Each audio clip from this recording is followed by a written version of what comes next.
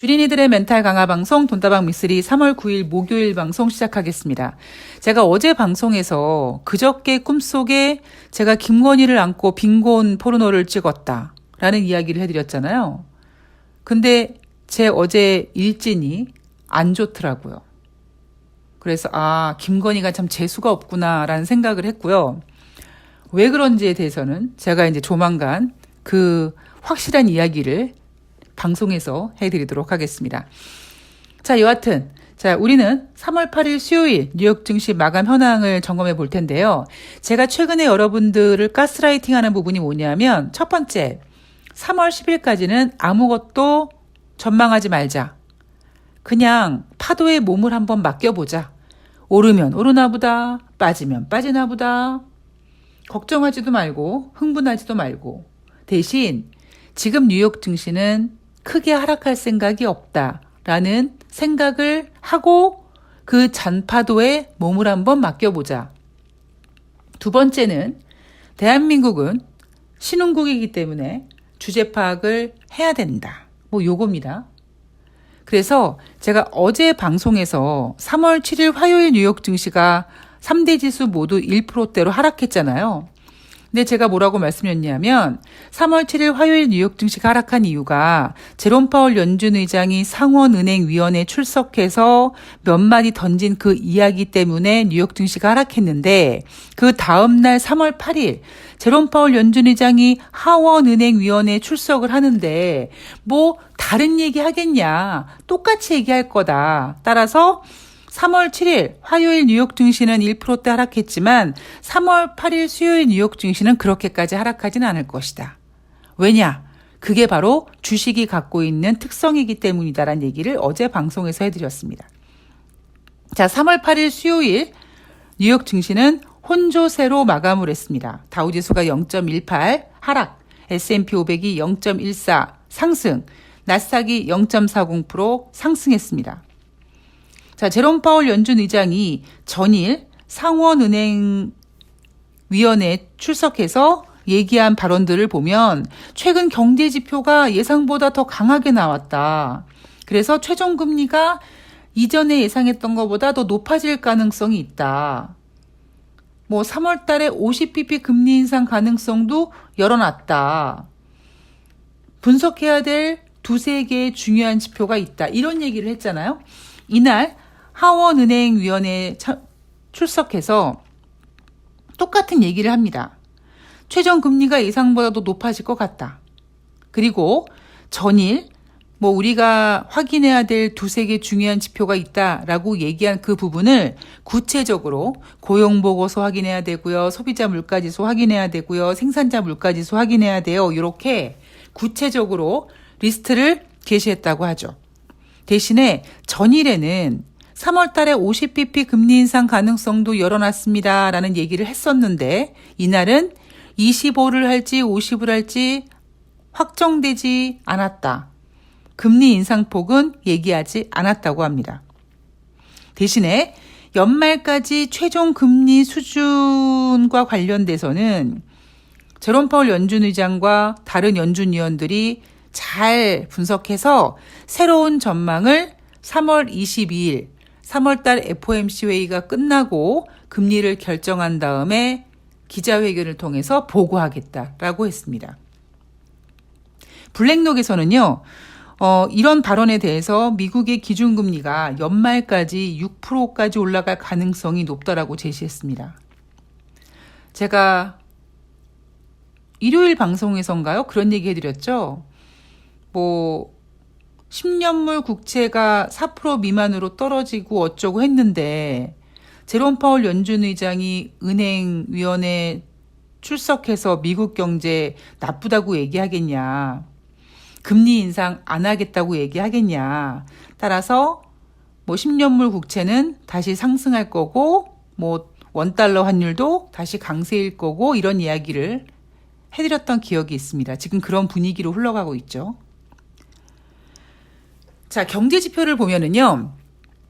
이날 발표된 ADP 민간 고용 지표 2월 달에 24만 2천 명 증가했다고 합니다. 시장 예상치는 20만 5천 명이라고 예상했는데 시장 예상보다 잘 나왔고요. 지난 1월 달에는 10만 6천 명이었다고 했는데 11만 9천 명으로 상향 조정됐습니다. 자, 제가 여러분 앞에 방송에서 PMI 지표에 대해서 여러분들께 좀 팁을 하나 드렸죠. PMI 지표는 서비스 PMI 지표, 제조 PMI 지표가 발표가 되는데 대충 분위기를 보면 서비스 PMI 지표가 제조 PMI 지표보다 조금 더 항상 높게 나오는 경향이 있다.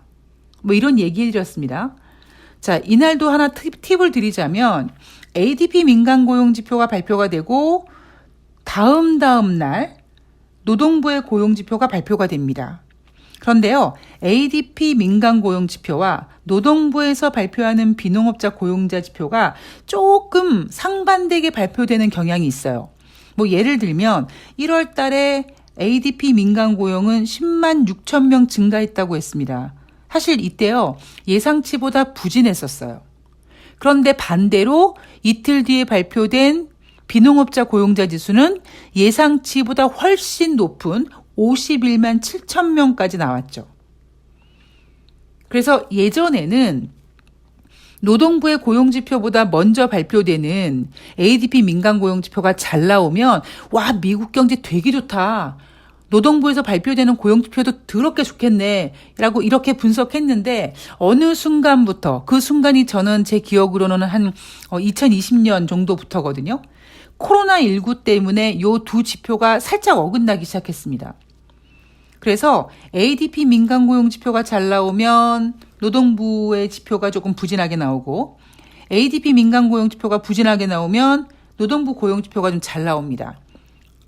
지난 1월 달 고용 지표가 그랬죠. 그렇다면 이날 발표된 2월 달 민간 고용 지표가 예상 20만 5천 명보다 훨씬 많은 24만 2천 명이 됐다. 그 얘기는 반대로 노동부에서 발표되는 고용지표가 조금 더 부진할 수 있습니다. 부진해도 지난달에 51만 7천 명이라는 엄청난 숫자가 나왔기 때문에 그거보단 당연히 적게 나올 거고요. 지금 시장 예상은 22만 5천 명 증가를 예상하고 있으니까 ADP 민간 고용지표가 24만 2천 명 나왔으니까 과연 3월 10일 발표하는 노동부의 고용지표 중에서 비농업자 고용자 지수가 22만 5천 명보다 많이 나오느냐, 덜 나오느냐. 만약에 22만 5천 명이 기준인데 한 19만 명 이렇게 나오면 그때는 연준이 이번에 금리 인상을 고용지표가 부진하게 나왔으니까 50bp 못하고 25bp만 하겠구나라는 생각보다는 미국이 경기 둔화되는 거 아니야? 라는 걱정을 아마 더 많이 하게 될 가능성이 높습니다. 만약에 22만 5천 명만큼만 나온다면 예상치에 부합했다라고 얘기하면서 3월 달 25bp를 인상하느냐 50bp를 인상하느냐 이거 계속 고민하겠죠. 3월 22일까지. 자, 그리고 1월 채용 공고 1120만 건에서 1080만 건으로 감소 발표했고요. 베이지북이 발표가 됐죠. 미국 연중 관할 12개 지역의 경기 동향을 보여주는 겉표지가 베이지 색깔인 베이지북. 그 베이지북을 보면은요. 12개 지역 중에서 6개 지역은 완만한 속도로 확장을 했는데 반면에 나머지는 거의 변화가 없었다라고 합니다. 이 베이지북이 주는 의미가 뭘까요? 지금 미국 경제가 안 좋다는 얘기입니다. 왜냐하면요. 12개 관할 지역 중에서 6개가 완만한 속도라고 했잖아요. 여러분이 완만한 속도라는 의미가 어떻게 들리십니까? 진짜 완만한 거예요. 예, 완만한 겁니다. 예, 좋은 게 아니에요. 아름다운 성장, 이런 거 아니에요. 완만한 성장은요, 굉장히 이렇게 멈춘 건 아니야. 정지된 건 아닌데 좋다라고 얘기는 차마 못할 정도의 성적표라는 거고요. 무엇보다 12개 지역 중에 나머지 6개 지역은 거의 변화가 없었다고 합니다. 자, 제가 여러분들을 가스라이팅 하는 부분이 또 하나 있죠. 여러분, 경제는요, 제자리 걸음을 하는 건 둔화된 겁니다. 경제 지표를 발표할 때 지난달 경제지표 대비 전월 대비 변함이 없었다라는 것은 변함이 없는 게 아니라 둔화된 거다. 왜냐? 돈이란, 경제란 똑딱똑딱 시간이 흘러가는 그 시간 가치를 더해서 몸집을 키우는 녀석이기 때문에 시간이 갈수록 무조건 앞으로 가야 되는 게 경제입니다. 뒤로 가는 걸 우린 둔화라고 하죠. 뒤로 가는 거를 심하게 가는 걸 침체라고 합니다. 그런데 마치 경제는요, 뒤로 가고 정지되고 앞으로 가고 이렇게 3단계로 나누는 것처럼 보이지만 돈이 갖고 있는, 돈이 경제, 똑딱똑딱 흘러가는 그 시간 가치를 반영하는 그 돈은 절대로 멈추면 안 되는 겁니다. 똑딱똑딱 시간이 가면 무조건 앞으로 가야 되는 거예요. 따라서 경제 지표가, 경제 상황이, 연준의 관할 지역이 거의 변화가 없었다라는 것은 둔화됐다는 얘기입니다. 지금 미국 경제요, 좋지 않다니까요. 다른 경제 지표 좋은 거 하나도 없고요.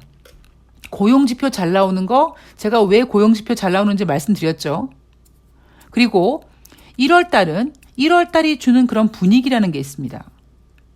그리고 작년 연말에 워낙 2023년도에 경제가 안 좋을 거라고 난리 부르스를 쳐가지고 전망을 후지게 만들어놔가지고 상대적으로 1월달 주식시장이 분위기가 괜찮다 보니까 다른 경제 지표들도 살짝 반등한 것 뿐입니다. 그러나 여전히 추세적으로 미국 경제 상황은 썩 그렇게 좋은 상황이 아닙니다. 단지 그거는 미국 경제기고 뉴욕 증시는 거기에 지금 포커스를 맞추고 있는 게 아니라 고용지표를 명분으로 삼아서 인플레이션을 잡아야 돼. 이것만 바라보고 있기 때문에 우리가 지금 미국에 대한 실체를 모르고 있는 거죠. 자, 저는 제롬 파월 연준 의장을 무능하다라고 생각한다라고 몇 번을 말씀을 드리죠. 제롬 파월 연준 의장이 그때 제대로 했어야 되는 그 금리 인상을 제대로 못하다 보니까 밀린 숙제가 계속 밀려서 산더미가 돼서 굉장히 버거워졌다. 특히 작년 1월 달에 연준은 금리를 동결합니다. 그때 인플레이션이 술렁술렁 거렸는데 제롬 파월 연준 의장은 인플레이션은 일시적이다라고 했죠. 그리고 금리를 동결하고 3월 달에 25bp 인상을 하고 5월 달에 50bp 금리 인상을 하다가 이거 숙제를 해야 되네 하면서 75bp 가속도를 밟아대기 시작했습니다. 제가 작년 1월 달부터 어떤 이야기를 했냐면 여러분 이제 금리 인상으로 인플레이션을 잡을 수 있을지는 불가능할 것 같습니다. 다시 말해서 이제 이 글로벌 유동성은 인간에게 의해서 컨트롤되기 어렵습니다. 금리 인상으로 인플레이션 잡기는 어려울 것 같고 그럼 과연 이 인플레이션을 어떻게 잡느냐? 경기 둔화, 경기 침체로 잡을 수밖에 없다라는 것이 제가 작년 연초부터 노래를 부르고 있는 부분인 거죠. 이제는 그게 뭔가 작년에는 제가 이런 얘기를 해도 이게 무슨 소리야 라고 생각했던 그런 부분이 이제 올해 와서 미쓰리가 그때 한 얘기가 이런 얘기구나 라고 이제 여러분들께서 느끼시는 날이 이제 다가오고 있는 거죠. 자, 2월 달에 25bp 금리 인상은 실수다라는 전문가들의 의견들이 있습니다. 작년 12월 달에 50bp 금리 인상을 했는데 올해 2023년 첫 번째 FOMC 회의에서 25bp 금리 인상은 아무리 봐도 실수한 것 같아 라는 거였죠. 왜냐하면 지금 인플레이션이 다시 상승할 것 같다라는 것보다 둔화폭이 다시 줄어들고 있다 보니까 시장 참여자들이 지금 똥줄이 탄 거예요. 그래서 다시 금리 인상을 50bp를 해야겠네라는 생각이 커지다 보니까 1990년 이후로 연준이 이따위 금리 인상을 해본 적이 없다. 금리 인상을 쭉 하다가 그냥 동결하고 동결 기조를 유지하거나 그 다음에 인하하고 이렇게 가는 거지 장난하는 것도 아니고 50 인상했다가 25 했다가 다시 50 하고 이런 경우가 없었다라는 거죠. 왜냐하면 그런 경우가 없었다라고는 하지만 꼭 없어야 된다는 법은 없습니다. 필요하면 할 수 있어요. 그런데 그게 이제 어떻게 지금 느껴지냐면 제롬 파월 연준 의장이 통화 정책을 잘못했네. 25bp 했으면 25bp를 해야 될 수밖에 없는 그런 선택을 했을 거고 그 선택으로 인해서 3월 달도 25bp를 했었어야 되는데 지금 50bp 이야기가 나오는 거 보니까 이거는 연준이 통화 정책을 실패한 거네라는 비판이 나오는 거죠.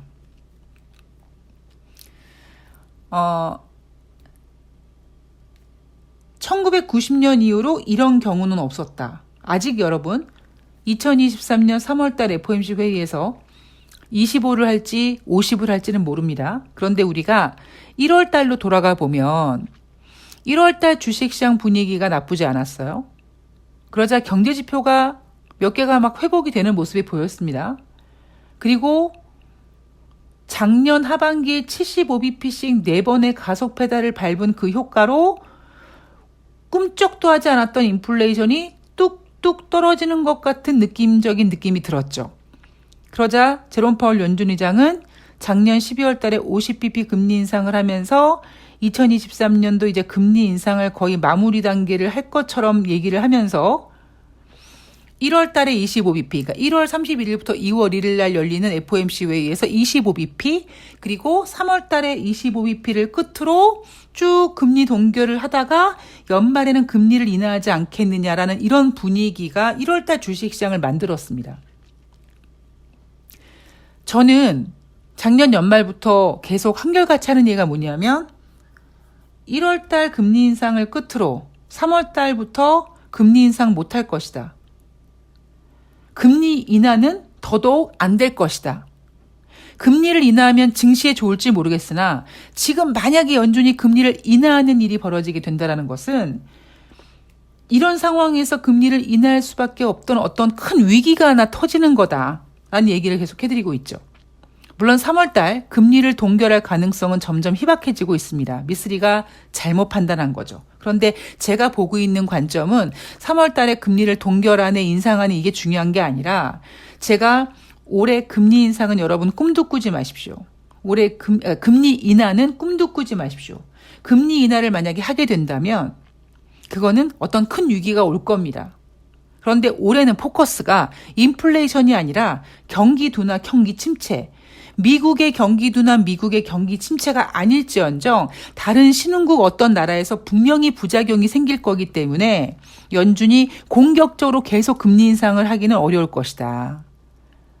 그렇게 올해 화두가 경기 둔화라는 거를 맞춰놓고 저는 3월 달에 금리 동결을 예상한 겁니다. 그런데 지금은 금리 인상을 거의 확실시하고 있죠, 분위기는. 그러면 여러분, 지금 시장에서 제롬 파월 연준 의장이 통화정책 실패한 것 같아. 50bp 인상했다가 25bp 인상했다가 다시 3월 달에 50bp 인상해? 이거 통화정책 시장을 잘못 읽은 거네. 그런데도 불구하고 인플레이션 잘 안 잡혀요. 자, 경제지표 계속 꺾이고 있습니다. 자, 이거 시장이 이겨낼 수 있을까요? 이거 쉽지 않습니다. 무엇보다 뉴욕 증시 마감 현황에서 나오지 않는 얘기가 있습니다. 지금 월가에서는 경기 침체를 대비하고 있다라고 합니다. 그런데 아직까지 뉴욕 증시에서는 그 이야기를 하고 있지 않죠. 그런데 다시 말씀드리지만 여러분, 주식시장은요. 주식이란 녀석의 가장 매력은 먼저 땡겨 쓰는 겁니다. 주식은 알고 있어요. 이제 올해 분위기가 경기 둔화, 경기 침체로 넘어갈 거라는 걸 알고 있습니다만 지금 주식시장은 호구들을 기다리는 거죠. 호구들. 예. 자기들 물량을 떠넘길 그런 호구들을 기다리고 있어서 아직까지는 경기 둔화 얘기를 하고 있지 않는 겁니다. 자, 오늘 대한민국 3월달 내마녀의 날입니다. 자, 얼마 전까지 국내 자산운용 이런 애들이 2,800포인트 얘기했죠. 지금 쑥 들어갔습니다. 그런 애들이 자꾸 호구를 만들어내는 겁니다. 그래서 제가 돈다방 미스를 비판하는 거예요. 2,500 가자마자 2,800포인트 제시하잖아요. 그래서 제가 겁나게 비판했죠. 지금은 쑥 들어갔죠. 앞으로 걔네들 입 닥치고 있을 겁니다. 여러분들은 결코 올해 호구가 되시면 안 됩니다. 자, 저는 이따 5시에 돈다방 미쓰리는 이제 금요일 방송에서 뵐 거고요. 오늘 이따 5시에 새날에서 또 인사드리도록 하겠습니다. 오늘 매매 잘하시고요. 좋은 하루 되십시오. 고맙습니다.